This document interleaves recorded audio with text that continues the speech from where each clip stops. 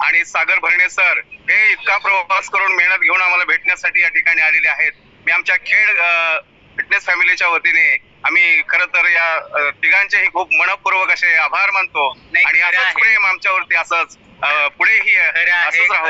कारण आम्हाला सर्वांना इतकं छान आरोग्य दिलं, आमच्या कुटुंबांना आरोग्य दिलंय, खूप छान हेल्थ आणि चेहऱ्यावरती हॅपीनेस दिलेला आहे. हे सगळे रॉयल्स आहेत, हे ग्रेट कोच आहेत.